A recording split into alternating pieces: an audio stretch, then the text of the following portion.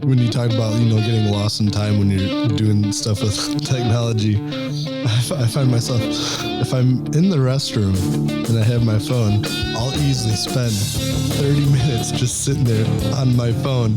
But if I don't have my phone, I'll be in and out within like 5 minutes. So the bathroom has become your place of worship to your smartphone. To my phone. Yeah. As odd as that sounds. Yeah. Your bathroom is now the sanctuary to your smartphone. Do you have like a little pedestal to put your smartphone on? No. Okay. It's my hands. No, your hands are just a little pedestal. Yes. Welcome to another episode of Use Your Words Podcast. And as you heard, Aaron used to worship in the bathroom to the altar of his smartphone. I think that has become of less of occurrence. Correct me if I'm wrong, sir. No, you're right. You're right. Glad to hear it, honestly. Glad to hear you're doing a little less social media, a little less all that fun stuff. But because social media, let's be honest, at times, and I know this sounds hypocritical because we post stuff on social media, but social media in and of itself is a cancer rot to the brain. Yeah. It really is. And maybe we'll talk about that at some point, how actually they're finding studies that using more and more social media is actually leading to more and more depression and all that fun stuff. Actually, I think we'll be covering that in a kind of in a roundabout way later on in this month here. Or I shouldn't say this month, this series of recordings that we have. Yeah, right. So for those of you who are unaware, what we do is we kind of batch record sometimes. And so some things it's like, oh yeah, this is relevant. And then some things like, yeah, this isn't relevant by the time it gets released. And life goes on, and we're working on things behind the scene on that. In fact, if you're listening to this, this will be the second week in a row where we're on our new posting schedule of Tuesday instead of Wednesday. So I know it's like, wait a minute, what? You're a day early? This is trippy. Yes, it's a day early and $1 short and a week late. Let's put it that way. If that makes any sense, maybe you'll understand that as so behind the scenes there's some things going on, but we'll cover more on that. I think we'll actually talk about that later. Not this recording chunk, but maybe after we finish going through what we're doing behind the scenes. Yeah. But regardless of that, what we wanted to talk about this week was something that both is fresh on the mind for myself and Aaron, because both myself and Aaron recently have made mistakes. As I say, to lightly put it, we have screwed up at work significantly. So obviously, both me and Aaron work in different industries. Aaron works more manual labor. He makes I almost said Velcro. Makes speed wrap straps, which is speed wrap branded Velcro. Yes. Essentially. Yeah. Okay. let's not beat around the bush. But it's his company's proprietary speed strap version of Velcro, which they sell, and they're the world supplier of it to Trump hotels and all that other stuff. Oh my gosh, we're about to get destroyed. Oh no. I just remember you telling me that you worked on a thing for a Trump hotel. Trump hotel. Like, yeah. It was over a year ago. Yeah, it was a little while ago. So it's not like it was recently. I know now your company's canceled. Congratulations. Your company can now join the long list of canceled companies out in the world due to your political affiliation by accepting a job from a company from someone that has the name that Trump. People hate. Yeah. So congratulations. Now you find unemployment under the wonderful guise of Joe Biden. This is a great start. Yeah, no, great start, huh? Sick. So anyways, yeah, so that's Aaron's industry. My industry is IT. Right now, I've actually switched over to more of a financial IT, more insurance than financial IT. So I've done the gamut now. I've done long-term healthcare IT. I've done healthcare IT, like hospital chain. And now I'm doing insurance IT for endpoint devices specifically. So like, you're like, oh, look, I'm trying to log into my computer.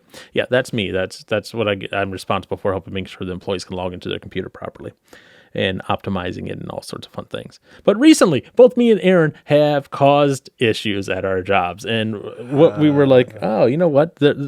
At least me, I don't know about Aaron because I didn't ask him ahead of time on this. I didn't ask him if he learned any lessons off of this, but there are lessons that I learned which are applicable to life in general and also kind of reveals things about a person's character as well as a company's culture and character based on how things are responded to when essentially things go bad. Things hit the fan, when the worst of the worst happens, when you cost your company money, time, and resources lost. And both of us recently have been responsible for that. Yeah. So, Aaron, I didn't ask you ahead of time. Do you want to go first or do you want me to go first? Mine's definitely the less serious one. So go first. Okay. I guess if we were to compare mine to yours. No, it's because all I did, well, I shouldn't say all I did. But yeah, oh boy, boss gave me a list of logo jobs to do, and I was getting them all ready, prepared, sorted out kind of stuff, whatever. And what was it? Because we do different logo jobs. They'll have a different color strap of whatever the company wants. Right. You're doing it to the customer's specifications, which they provided to whoever took the order. Yes. It reminds me of that scene from, I don't know if you've ever seen it, Office Space. So they're interviewing people. They're like, "Oh, why should you keep your job?" And the guy goes, "I take the order from the customer to the engineer." And they're like, why can't people just take the order right directly to the engineer? And he goes, "I'm a people person. I'm a people person. I'm good with people.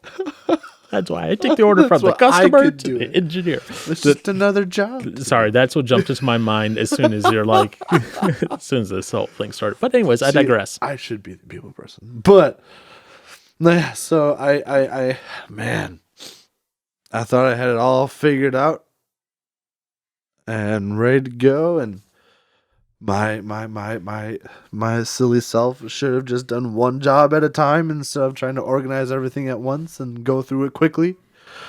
So I was being a little careless. But yeah, so I did the job. And when I finished logoing everything, I sealed it all up, brought it to the main table to get boxed, and then the boss came up to me and he said, "You might want to read this paper again." And I read through it and I was like, I did the wrong color. Oh no. So again, it was trying to think. It was about 2,500 pieces.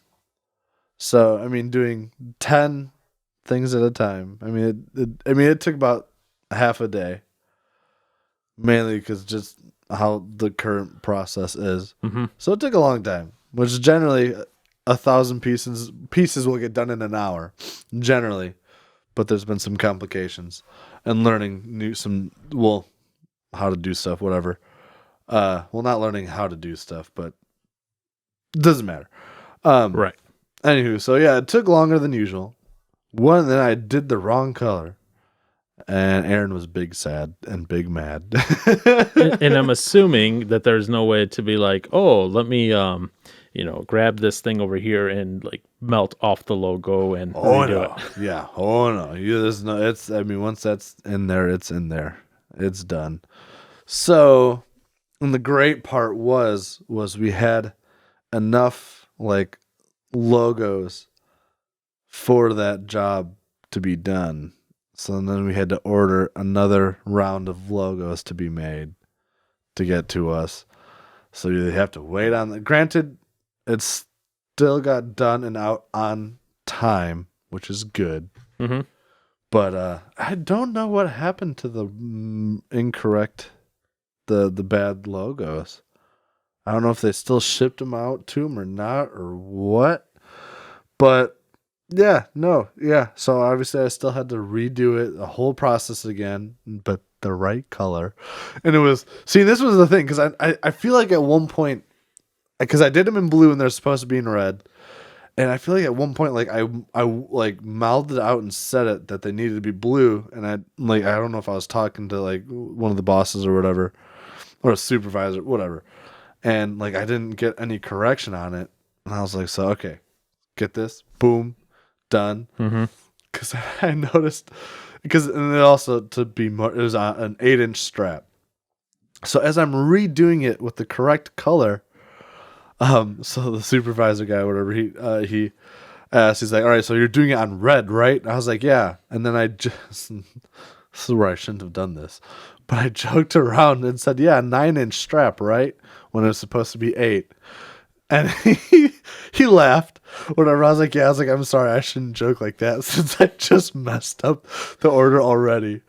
But so I was doing the correct size, but in saying and joking about it being a 9-inch strap, one of the logos or whatever on the sheet was missing one of the letters, and after I tore it off, I was like, oh, that was a bad logo.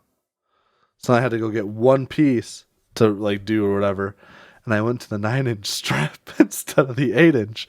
But thankfully, we didn't have any 9-inch red straps like that was like overflow kind of stuff. So I was like, I just need to not say or the wrong thing, because I'm going to go to the wrong thing and realize So I'd say, have you lesson learned? have you ever done that experiment where there's on the page, various words of color. So like there's the word red, yellow, blue, green, but each word is a different color than the actual word. So like the word red may be in yellow, and they're like, okay, say the word, and you're like, yellow, red. Yellow, red, what? Okay. Yeah. That's what's happening. You're tricking up your own brain because your brain is seeing one thing, but the other part of your brain said something else, and your brain is now like, well, which one is it? 8.5. Let's go between the two. 8.5. 8.5. Yeah. And it just freaks out. So that when you say that, that's when I'm like, yeah. Have you ever done that? Because and if you haven't done that, do it, especially with like if you have a young kid around, do it with a young kid, because it is amazing to see the confusion on their face the first time. It's like yellow. Oh no, green. I mean blue. And then you go, and instead of just saying the word, I know, instead of just saying, read it at your leisure, be like, you have 5 seconds to say all the words. That's all you get. Dude, I'm gonna do that with my nephews. That'd be fun. I'm gonna try that. What about your niece? Are you excluding your niece? Yeah, I'm going to exclude her. She's just too intelligent for it, huh? Yeah, she'll show me up. That's Aaron, why you don't want to Uncle do it. Aaron, you're not that smart. Yeah, you're right. You know what? Let's do that tonight at Bible study, actually. Oh, no. Oh, Bible study. Oh, okay. Yep. Anyways. But, yeah, so is there more to your story, or do you want to move on to your lessons learned? I mean, pretty much. So, pretty much what ended up happening was I automatically had the idea of saying, hey, maybe talk to the company, see if they want it at a discounted price or whatever. But obviously, we're still going to give them the correct order. But like, hey, like either, well, actually, no, not even at a discounted price. Because I told them, I was like, honestly, I'll just pay for the bad order and they can have it if they want it. But if they don't want it, I'll just pay for it and I'll take it if that can happen. Or one way or another, I'll pay for it. Yeah. And so I was told to wait to message like the big boss later or whatever. So after work I sent him a message and I was like, hey, this happened, this is my mistake, whatever. And I don't know, and I guess that's the thing for me. Like I guess it sucks to own up to a mistake, I guess. But I don't know. I guess I think because of work, like it's easier to do, to like own up to it to a point. Why is that? Well, one, for a logo job, I'm the only one doing it, so it's kind of easy. Okay. But like I would rather, I guess. Well, one, I want trust with the people that I work with. Okay. So I guess that's where, I mean, honesty, being open, transparent about it is like something that I prioritize in working there. I hate making a mistake when it happens, but it's like, I want them to know. I guess if I made a mistake, I want them to know I made the mistake. Cause I want there to be that level of trust there. So if I if something were to come back to me and if I say, no, I didn't do this, it's no like, is he being honest about this? Like, I don't want that to be a question. So I'd rather just own up to it and say it rather than slide it under the bush and hide it. But, oh no. What was the oh no for? That was just like all, just like purely random. Oh no, because it's hide it under the bush. Oh no, I'm gonna let it shine. Okay. Thanks for the context. Because just all of a sudden you're like, I don't want to hide it in a bushel. Oh no. Oh no. I'm like, did he just pee his pants? What's going on? I made another mistake. Shoot. Nah, dude, my mind always goes to music with anything I talk about. I know. That's normal for you, and that's fine. Especially kids stuff. That sounds weird. Anywho. I wish you could see the expression on my face right now. Face palm. Go on. But yeah, so I did that, and the boss, I mean, he's saying, he's like, I appreciate you like coming up front about it. And then he's like, yeah, we're gonna see if they'll accept the wrong, like, I don't know, color or whatever, and all that jazz. Which I haven't. I guess I've been wanting to ask about it because I haven't yet, but see what happened with that whole situation. But no, he said, he's like, don't lose sleep over it. And so everybody at work knows I'm terrified of spiders. So he says it's not like it's a spider or anything, which they've been showing up now this week. This week was kind of cruddy temperature wise, but like it's spring is trying to come. Yeah, they're going to start coming out of their little hibernation, and they're going to start appearing everywhere. In your ears when you wake up, in your pillow when you go to bed, in your mattress when you try to lay on it, in your clothes when you put it on, in the shower when you walk in your shampoo overnight. What? It was, man, as the one of the guys, he was going to grab some material off the table or whatever to break down. There's a spider on the far side, like underneath one of the sheets of Velcro. I'm like, I'm terrified. But back to the thingy. No, yeah, so that was all that really happened with the situation. I haven't had to pay for it yet, which they have always been very gracious to me, and when mistakes happen, which I'm appreciative. I appreciate. Yeah. But part of me is like, just lay it on me, make me pay for it, because it's like I feel like I don't pay for it. So just make you pay for it, huh? Yeah, make me suffer a little bit. Goodness. Wow, you really like the pain. Yeah, I do. Okay. Yeah. Not many people go make me suffer. Right. I don't know if that's necessarily a healthy thing either, but no. It is what it is, and you're slightly odd, and we all know that and accept that. This is true. No, I am glad I don't have to, but part of me is just like, I want to. All right. But that's just because I've made mistakes in the past, too. And granted, I feel like this is probably the biggest one I've ever made, which is being a good thing that this is the worst one, I think. I don't know. But, okay. Yeah. So your mistake involved you just not really giving it enough attention. Like right. But I'm saying as far as the scope of impact, it was you and one company's order. Okay. Yes. Okay. So. Yeah. And now we go to Paul. on to me. Obviously, I'm not going to give every detail. I cannot give as many details as Aaron just because of the nature of my job and where I work and everything.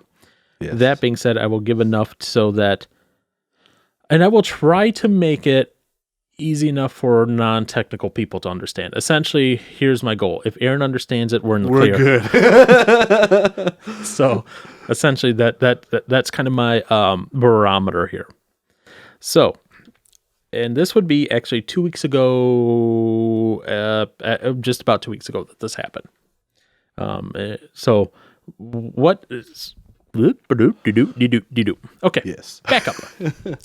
So, at work, I have been working with another individual, and we've been tag teaming on a project. And this project is to clean up our Active Directory environment. So, Active Directory, for those of you unaware, in an enterprise environment, that's essentially the mechanism, the utility, the tool that's used to allow for logins. When you log into a computer, normally when you log into a computer, you go, oh, I have to enter my username and password, right? Well, Active Directory is this centralized, distributed way of serving passwords to all these computers, essentially. Identity access management. Think of it that way. You can log in, Aaron, to, whatever computers you're allowed to at company A, log in with your company username and password and be able to log in. How is that done? That's done through Active Directory. It talks back to a computer in the back end and says, is this really Aaron? Oh, it really is. Okay, I'll let him in. That sort of thing. So what we were doing is we're cleaning up stale computers, old computers that haven't talked to the network in a long time. That was our goal, right? And me and him going back and forth, we read a bunch of test cases. We ran through the test scenarios. We're like, okay, we're all good. And then we get to production. We're like, that's a lot of computers to clean up. We don't want to do these all automatically and have them all fail on us and then cause a big issue. Red flag 1. Okay. Because then we said, let's do it manually. Okay. So for those who don't know me, my big thing with work, what I do with my job is I automate, and I hate doing things manually. And I should have taken this as red flag 1. Like, hello, like there should have been a siren going off in the back of my head going, manual, manual, manual. Bad things happen. And it didn't. And I agreed to it because of the fact that we had, when I say thousands, I'm talking thousands of objects that would have been targeted by the script. And we're like, well, let's temper it down to like half the number, half that number, and we'll do it manually. Manual. Not warning, good. warning. And so come Friday, we're doing the final plans and everything. And I was tired from the week. Just, you get to the end of the work week, your brain is fried. You need a little relaxation over the weekend. And it was Friday. It was the afternoon. He's like, hey, what file do I run through it? And me being the one who wrote the script said the wrong file name. Oh, no. And I gave him the wrong file name. So the wrong file name I gave him, we have 2 Active Directory environments. We have our on-prem Active Directory, which is, you log into the computer, whatever. Then we have the Azure Active Directory, like Office 365 stuff. It's in the cloud, so it allows you to get like to your email online and all that sort of stuff. And I gave him the Azure list by accident. Now, why this is bad? Take my computer, for example, right? I take my computer and I register to sign up with email, okay? Well, let's say for whatever reason, I'm having an issue with Outlook. So I disconnect the Outlook and then reconnect it and reestablish a new connection, a new profile. That's going to register as a new computer object in Azure AD with the same name. Huh. But here's the deal now. Now I have 2 computer objects in Azure AD. One doesn't have an updated last login for many months now, while my other one does. Well, what happens? When we're cleaning up Azure AD, we can target specific items in the thing. Even though they have the same name, we could target ones with specific IDs. Yeah. But when we're cleaning up a local AD, and since I gave him the wrong file, it targets, there's only one computer item to target. So even though that computer is really active still, it was said, oh, no, it's not active, and deleted it. So we're getting ready for Bible study, and I get a message from my coworker, and he's like, hey, we may have a potential issue. I'm like, okay. And in my mind, I hadn't even thought of that yet. Like, okay. Yeah. And then it's like, that's interesting. Okay. I'm just keeping in the back of my head, and, we get through Bible study, and then I get home, and I'm like, oh, this is turning in bad. I'm like, because he's like, this is now a P2. So in our world, if it's a P3, P2, or P1, that means it's a problem. It's something that has a lot of attention from leadership and all that. And we're going through it, and they're like, well, because of the potential impact this could have Monday, it's a P2, which means a lot of people from a lot of departments are on the phone, and that's costing the company a lot of money. Right. Because there's a lot of people, high-paid engineers on the line. And at the time, I didn't know it because I gave the wrong file name. Okay. Yep. So And we're talking like you're talking maybe a few thousand for their straps. We're talking people had been on this call from like noon on Sunday till like 9-10 p.m. Sunday at the rate of whatever an engineer is paid, which is quite a bit. Yeah. And we're talking multiple engineers and multiple managers and multiple leaders on this call at the same time. So very expensive call. Okay. Oh my gosh. Yeah. So we work through everything, and we learned some things, that some faults in our backup and restore system as well. That's not from our team, but from our team. Yay, we exposed the flaw there. Yay for learning. Yeah. But boo, I caused that flaw to be exposed. So that happened. And then Monday, I started doing root analysis. I was like, okay, I need to find out why this happened. Mm-hmm. Besides the manual going off in the back of my head. And I'm going through it. I'm like, the code's fine. The code works. The code's doing exactly what it's supposed to do. And I'm like, the code's doing exactly what it's supposed to do. That can only mean one thing. I screwed up somewhere. I gave wrong input. Mm-hmm. I'm like, because if the code's doing exactly what it's supposed to do and wrong input is given to it, yeah, that it's like that. I think it's Sherlock Holmes, in the Sherlock Holmes books, whatever, after you've eliminated all the possibilities, whatever is left, however improbable, is the answer. I'm paraphrasing it in a way, so even if it seems impossible that it happened, that I gave a wrong file name, I've eliminated all other possibilities. Mm-hmm. And it comes down to is like, I gave the wrong file name. And then I went back and reviewed the instructions, our chat that we went over, and I'm like, yep, I gave the wrong file name.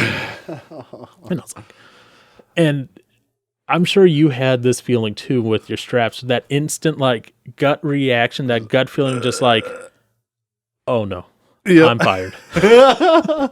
Well, thankfully, I didn't. Oh, well, I guess it.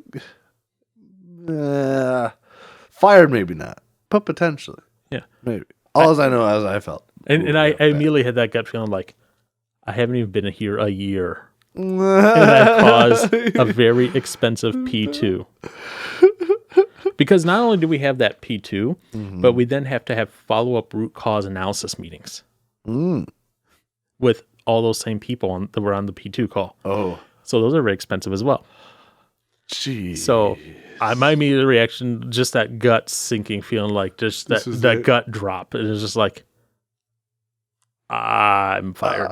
I'm like, and I meet in my coworker, who he's the one who actually implemented the change that I had given the incorrect information to by accident. He got fired, didn't he? No, he didn't. No. That's good. Like I contacted him and I was like, I figured out what's happened. I'm like, this sucks. And I sent an email because it was early enough in the morning where I wasn't sure if my manager was online and all that yet. So I was like, so I found the root cause of all the issues. Yeah. Those root causes happen to be me. And I go, here's what happened. And I laid it out. I was like, I gave the wrong file name to my coworker. He ran the code. The code worked as intended, but because I gave him the wrong information, this is what caused the P2 outage this past weekend. And I did that for a couple reasons. Well, one, it was my fault. My coworker's like, oh, I should have done a sanity check. I should have done this. I should have. And I'm like, you're using that word should. Yeah. The word should implies a lot of weight and implies a lot of guilt on it. It does. And because it's saying, oh, I was responsible. I was like, no, here's the deal. I was like, when it came down to it, I was the one who wrote the code. I was the one who knew the process inside and out and designed the process. And I was the one who gave you the wrong information by accident. Right. I can give you every excuse under the book. I was tired. It was the end of the work week. My mind was distracted. I was context switching all the time. I was doing this. I was doing that. I was doing this, doing that.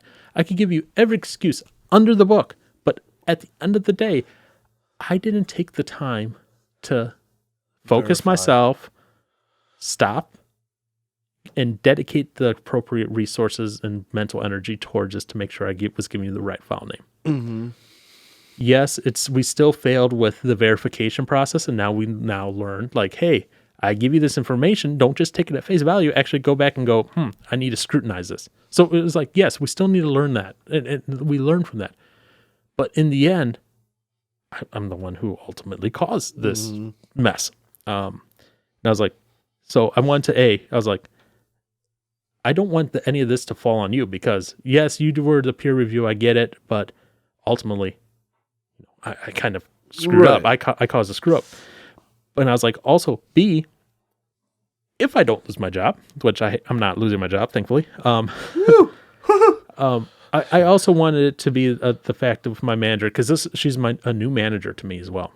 She's new to our team with a recent reorg. I want to be like, hey, look, if my manager and my coworkers can't trust me to say, hey, I'm supposed to be the guy that's going to church and I lie when I screw up, they can't take me at face value for stuff. But if I come forward and say, hey, you know what, I screwed up, I messed up on this, job, I messed up and I caused this incident, when going forward, when something happens, and then they go, did you cause this? And I go, no, it wasn't me. And they can go, okay, it wasn't him. Okay, move on, instead of, was it really you? Yeah. Is he lying to me? Second thoughts. And it's just taking, like you were saying, taking ownership of the issue. Mm-hmm. Because, and yes, there's certain levels, across the board, it's like, oh, this person was responsible for this person was responsible for this person was responsible for this. I get that. But at the same time, ultimately, when you go up to management goes, oh, what was responsible for it? There has to be a root cause, a single cause. Yeah. You can't go, oh, it was a multifaceted failure across the entire board. And no, this is what caused it. Yeah. Okay. And that actually came up in a meeting this week. We were in a go, no go, because actually this morning, the morning of this recording, we actually re-implemented part of the code. Oh, nice. No issues so far. Everything's has gone as planned. And we had a no go meeting, and one of the people were like, so we ever find the root cause? And me and my coworker kind of just looked at each other on the Zoom call, and I was like, all right. And I just spoke up. I was like, I gave the wrong file name, and that was what caused it. And there's just silence on the call, and I'm like, and I'm fired. This is the end. You get that other, and I'm fired feeling, but I wasn't. It's just one of those things. It's like, okay, now we're carrying on, sort of deal. But couldn't do it. Yeah. So touching on some of those things that you were saying, trust with the people you work with, that's very important, especially because I haven't even been at this company a year yet. I need, I know some of them from a previous job, so I have some extended, I almost said life expectancy, but I have some extended credit with them. They know me from previous jobs, so they're like, oh, okay, I know what he can do, blah, blah, blah. Right. But for the majority of the people, I am brand new with them, and they don't understand yet everything. So it's like, I got to make sure I have that trust with them, and taking ownership, kind of, I'm not throwing yourself under the bus per se, but like, hey, admitting the screw up. Yeah. It goes a long way, I found, with people, because it's like, hey, you admitted your mistake and you owned up to it and you continued on. So at my work, we have this thing called a Kudos System. Essentially, it's like, hey, we want to give you recognition type deal. Kudos to you. We actually got kudos for owning up to the issue that we caused. And that went up to our manager. And I was like, I'm not doing this for kudos. I'm doing this because, hey, yeah. It's my integrity. It's my also how I present myself to the rest of my team, as far as, because they know I go to church. They know I work with a youth group. I don't think I've told any of them I'm on the deacon board yet, because that hasn't really come up. Yeah. But they know all this, and so it's integral to who I am personally and spiritually, and my witness to them. Yeah. What I was about to say. It's all tied together. Mm-hmm. And just like if you would have lied and said, oh no, it really says blue on there instead of red. No, yeah, the paper you gave me said to do it in blue, not red. First off, they can look at you and be like, well, first off, you're lying. Right, yeah. No. That or are you dumb? Yeah, right, yeah, exactly. I don't read well. Which, oh no. That sounded too believable, by the way. Yeah, I know. So you have that. You also have the concept, going forward when things happen, that people will know, hey, he's not afraid to admit when he screwed up. So it shows that humility. It's because you always have those. I don't know if you have or not, but I have had in the past at jobs those leaders that. And when I say leaders, I'm talking like managers and above type deep people. Yeah. Those leaders who have literally no humility. Like if they did a screw up or they managed a project where something went wrong, they never take any responsibility for anything. And instead they'll be like, oh no, it was Johnson over here, and throws. And when I say Johnson, not like Aaron Johnson, but like just General Johnson Joe. Joe Johnson. Joe Johnson. Hey, that's my nickname, Jimmy Joe Johnson. Well, but when that happens, then they just throw Joe Johnson under the bus. Joe Johnson. I didn't throw my coworker under the bus. No, yeah. Yeah, you're just like, I could have easily said, oh, he ran the wrong file, and just let it slide. And I could have easily done that, but I didn't because that's not what happened. Yeah. I told him to run the wrong file by accident. Right. You gave him that file. So lessons learned from me that I learned from this. First off, context switching sucks. And that might not be such a big issue where you work, context switching, because you're probably working on one job like all day, right? Type of deal. Depends. Yeah. Or you might be working a job and waiting for like something to cool down or something like that before moving on to, the next step. Right. Me, I'm going from meeting to meeting to meeting to meeting, and all of them are on different subjects. Yeah, it sucks. And so I'm like thinking over here, I'm like, okay, how can I do SQL database over here? Cool. Over here. How can I do automation of VMware? Cool. Over here. How can I do automation of AD? Cool. Over here. How can I do Microsoft Graph API calls? And then I'm doing all this, and then it's like, okay, now I got to stop what I'm doing and reorg my brain almost to be like, think in this context, think in this context, think in this context, think in this context. And I think remote work has actually caused that to be worse. Oh, really? Yes, because one of the things I've noticed, and this happened at my last job too before I left, before you would have meetings maybe, a couple times a week. A couple meetings, like, hey, we have to have a meeting about project X, meeting about project Y. We have to have a meeting about project, whatever, a couple times a week, maybe. Now I have days at work from 8 a.m. till 5 p.m. booked solid meetings. Like I'll have 2 or 3 days a week like that sometimes. And I'll go, how am I supposed to do any work? I am in meetings all day long. And I noticed that was happening even at my previous job after COVID happened and everyone was working from home. Because everyone's like, oh, they're free on their calendar. They're not traveling from meeting room to meeting room. I'm going to book a meeting for them. And I'm like, hello, hold on. So one of the things I've started doing, and if you're remote working, if you have the luxury of remote working, what I would recommend and what I have started doing, and this has helped reduce that context switching over the past 2 weeks, I put blocks on my calendar and say, blocked. Oh. And that way when people try to schedule meetings with me, they're like, oh, it's blocked. Okay, I can't schedule a meeting at that time. Not happening. Because guess what I do? For that like 3 hours straight, I work on one thing. Oh my gosh. I don't go, let's talk about this over here. Let's talk about subject B, C, D, E. And then let me somehow, in the middle of this, answer a question about subject A while at the same time responding to a video call about subject G. Oh. Because that happens all the time in my job. It's like I'm on a video call and someone will ping me about something else, message me like, hey, do you know blah, blah? And so while I'm talking about one subject, I have to respond in text to another subject. And it's like, okay, this does not work. Because then all of a sudden, this has happened to me. I'll be talking about something. Let's say Azure AD. I'll be talking about Azure AD. Someone will message me something about local AD.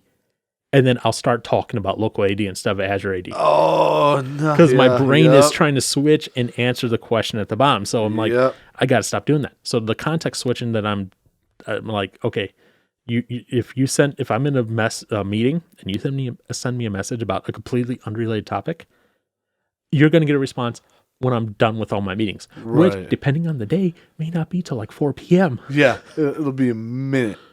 Yeah. It's going to be minutes. Yeah, a long minute. So, lesson learned for me, reduce that context switching, because context switching is killer.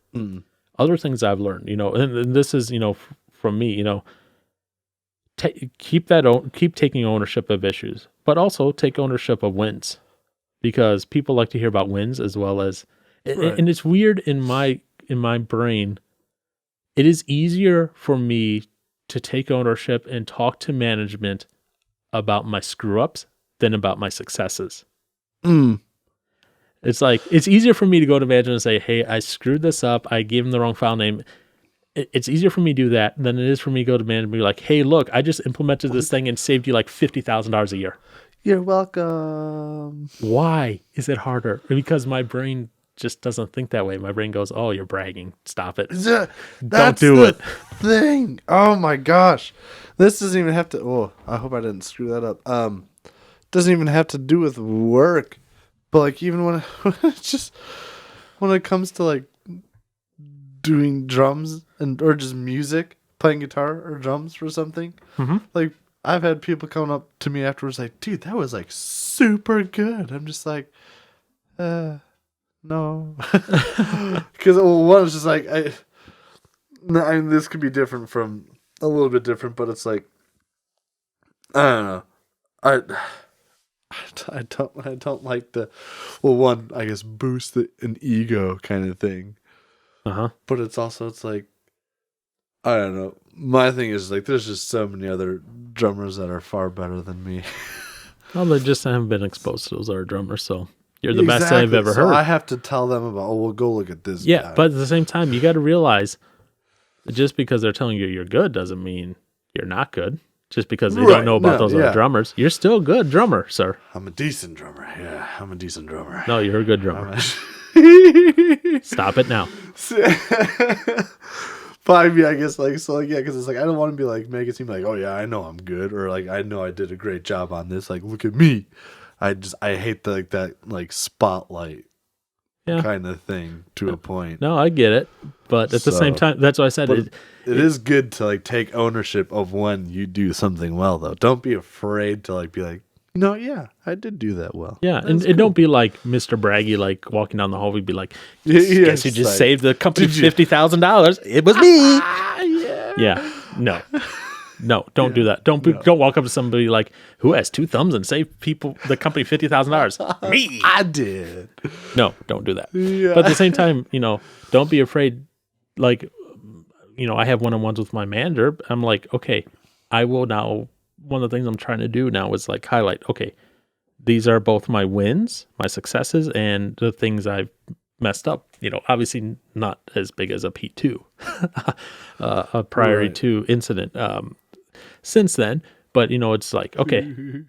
and another thing, after that screw up, like that week after the screw up, have you ever heard the phrase, once bitten, twice shy? Yes. It was funny because after, see, I didn't think it had to do with, like making that mistake for me, but like throughout that week, though, I noticed one of my coworkers. She came up to me. She's like, "Hey, Aaron." She's like, "You've been really quiet all of a sudden." I'm just like, "Huh? Oh, yeah, okay." I mean, I had headphones on, but also, I mean, yeah, just as this week has gotten. Well, granted, we don't have headphones on now, but like, I mean, yeah, I have become more interactive with people this week compared to last week. Right. So. In my case, the once bitten, twice shy, like every piece of code that I ran, like I was super like I was going over with a fine tooth comb before I ran it. But at the same time, I even got a message from my manager. She's like, are you okay? I was like, yes, I'm fine. I was like, I'm just concentrating on trying to find root cause, fix root cause, work on our and as a result, they're like, okay, we'd also like to see some of these other steps being taken to try to mitigate this in the future. I was like, okay, that's good. And so I was integrating those code steps in. Also at the same time, was also trying to study for a learning challenge that I actually got to be a part of at my work for once instead of writing. It's very rare that I get to participate and not write them.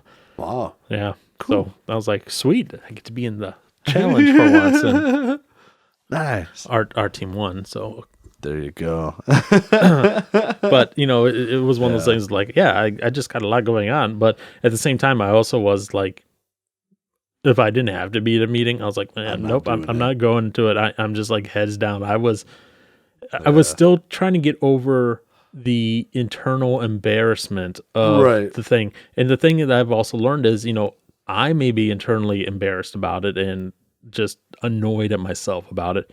But the company as a whole, they were moving on. They're like, okay. They kept going. They're like, okay, we recovered and we're going on.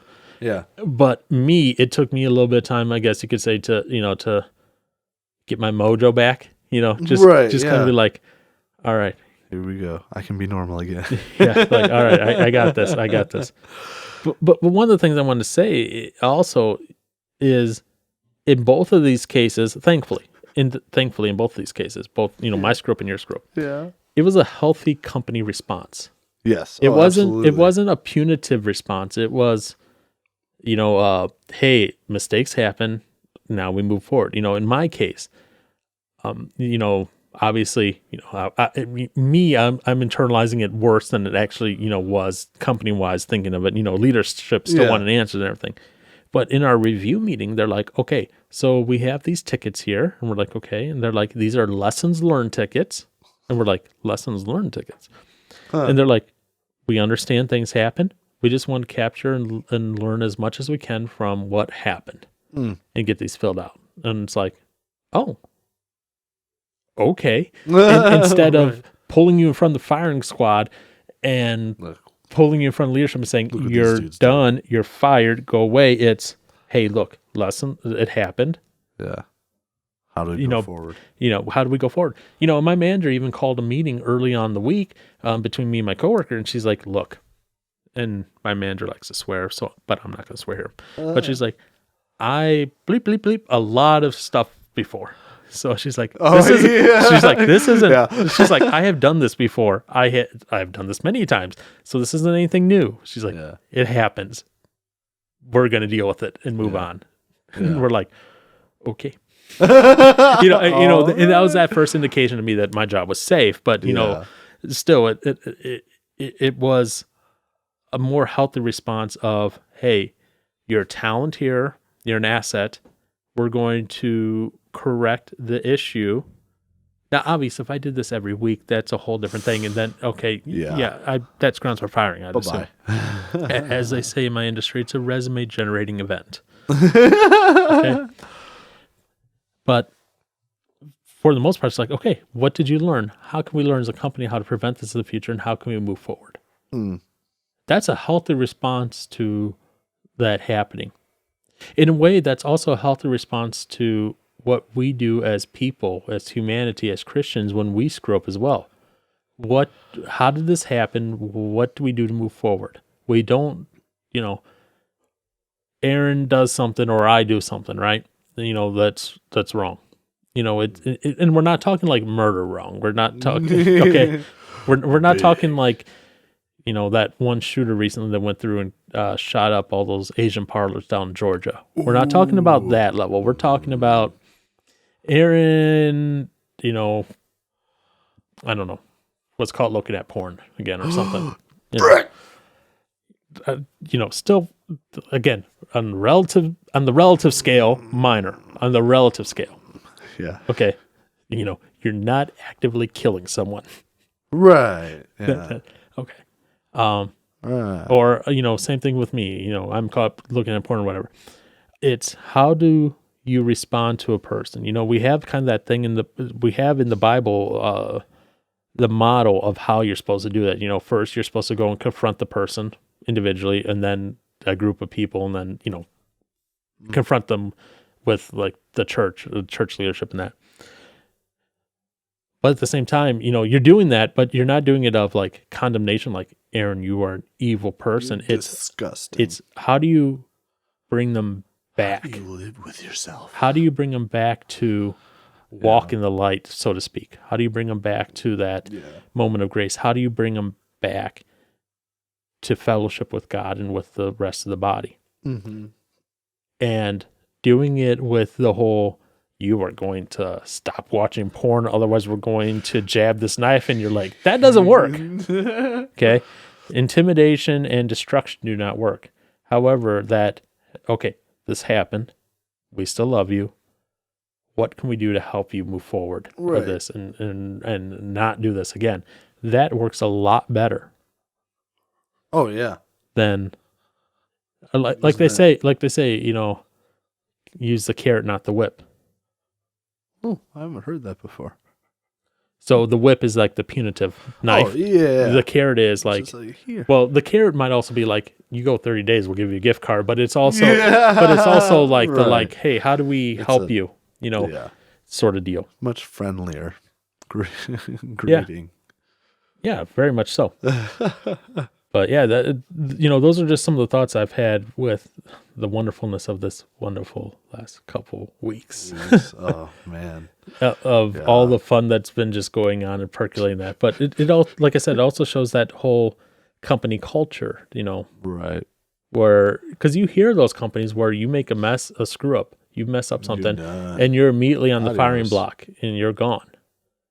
And those companies are very unhealthy. That's a very toxic culture, a very toxic working environment, one which, honestly, I would not be able to stand and work in.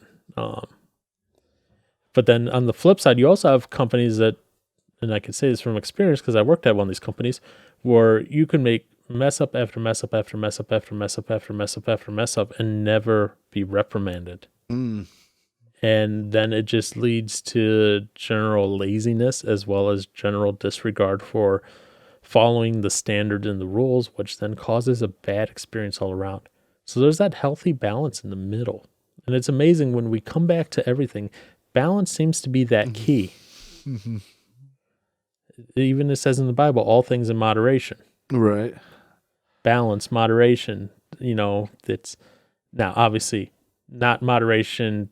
When they were saying moderation in all things, they weren't saying moderation in murder. They weren't saying moderation in, illegal activities. They weren't saying that. If you just only murder so much, you'll be good. They weren't saying moderation in sin. They were just saying moderation in all things that, aren't explicitly sinful. Right. But that's a whole other conversation there. Yeah. Yeah, it could be a whole other conversation. Because granted, I'm going to Colorado in June. Yeah. Yeah. Weed seems to have a very bad rap. It seems to have a bad rap, huh? Yeah. It does. So rather sinful. So are you saying here you're going to Colorado to go eat some brownies? No, I'm not. Okay, I was just wondering because I was like, what's going on here? I just remember we had that talk about alcohol and marijuanas and all that kind of fun stuff. But yeah, man. All right. Any other comments, concerns? Well, random tidbits to add to my story of randomness. There's no surprise to this, but I was kind of embarrassed that it just added on to the embarrassment, sort of, because I don't know, it just did. But one of my first thoughts was, I feel like I was SpongeBob SquarePants when he supposedly forgot to put the pickle on the Krabby Patty. And then he thought he messed up, and he was like, I can't do anything right now. Like, he totally forgot how to make a Krabby Patty. That's how I felt for a little bit at work. It was like, I don't even know what I'm doing anymore. Yeah, I don't know how to do any of this. That's that once bitten, twice shy thing. Yeah, except SpongeBob actually did it right, but I actually did mess up. So then I was like, brick. Like, I'm extra not knowing what I'm doing. But look at me now. I'm right back at it again, just killing it. killing it. I did another logo job that was more than twice the amount of this order, and none were bad. And then tomorrow, on Monday, you're going to walk in there like, you did read this, right? It was supposed to be yellow on red, not red on yellow. No! I'm going to be so frustrated. Yeah.